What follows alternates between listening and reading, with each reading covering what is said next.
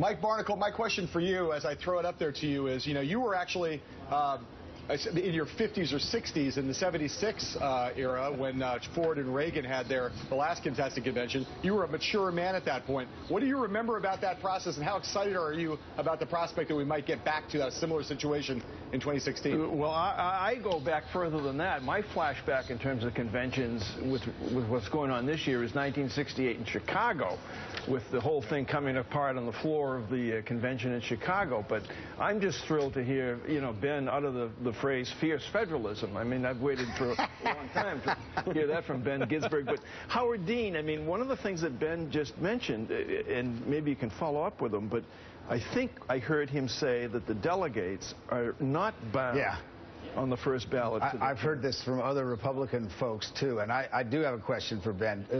Play this out a little bit more. I think it's unlikely Trump's going to get to the majority of delegates. I think he'll probably have a plurality by the time he gets to the convention. But after the first ballot, your point is that those folks are not necessarily particularly enthusiastic about Trump or Cruz or anybody else. These are delegates that often get themselves elected year after year, four-year cycle after four-year cycle. So isn't it true that most anything could happen? The other thing I've heard is that the Rules Committee has the power, unlike the Democratic side, to change the rules a week before the convention if they want to. Is that true? Well, there are some rules that they can change.